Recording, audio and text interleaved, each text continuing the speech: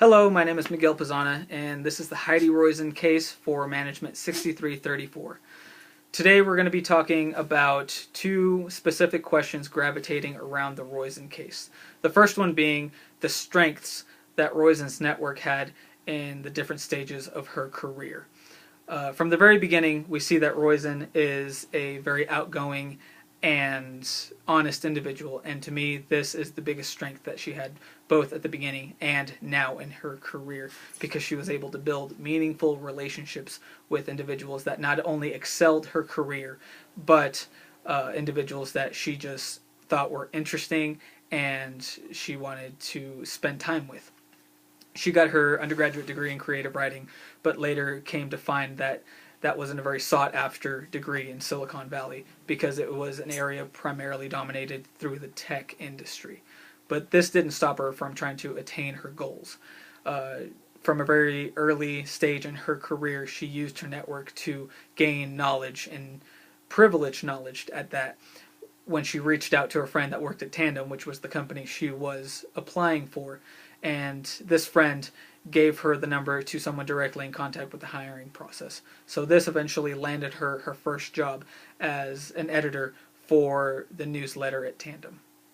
Because of the position she was in, she was able to be in close proximity of a lot of high individuals in the company, as well as the CEO, and she took advantage of this. She built a relationship with the CEO and gained as much knowledge from him and tried to give as much knowledge as she could and to let the company succeed. Eventually, all of this came into fruition when she asked him for a letter of recommendation for graduate school, into which he said yes. After graduate school and graduating from Stanford, she went into work with her brother on a program called TeamMaker. Her brother was a computer programmer, and together they made TeamMaker something fantastic. TeamMaker was a table making program very much like Lotus 123, but unlike Lotus 123, it was a program and a company that didn't have too much backing when it came to capital. Because of this, Roizen started campaigning, press, and started building relationships and expanding her network even more to make TeamMaker what it eventually came to be, a wide success. During all of this, she knew that she was lacking knowledge, and she knew that she wanted to gain more skills in that industry, so she joined as many groups and organizations as she could, and went to as many conferences as she could in order to gain the knowledge, all the while expanding her network even more than it already was. She was able to build relationships with individuals that she interviewed. She went on to be on panels and like I said, interview individuals, and all at the same time helping them succeed and being very much a giver with her time, and getting them in contact with individuals that she thought would benefit from them, and they would benefit from their idea and their investment in their startup company.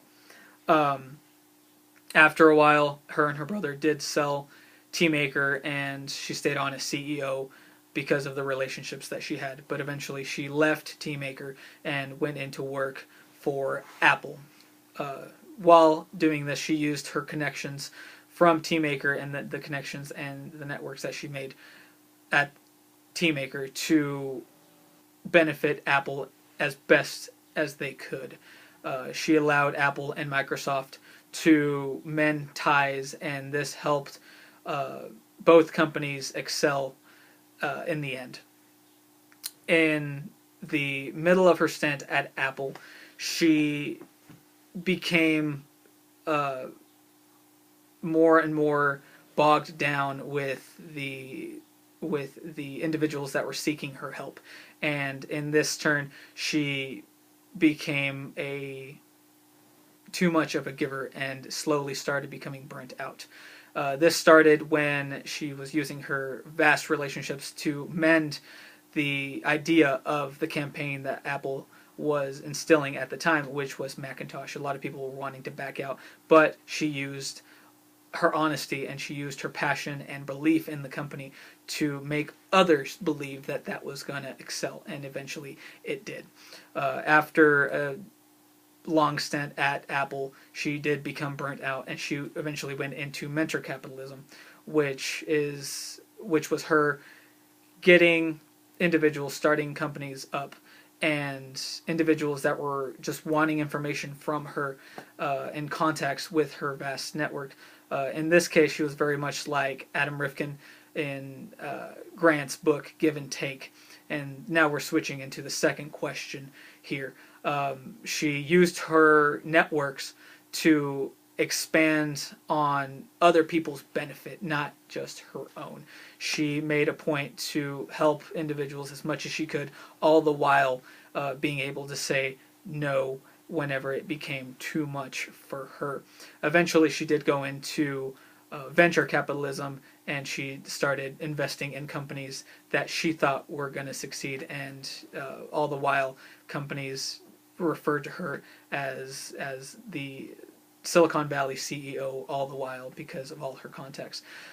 She did live by the six principles of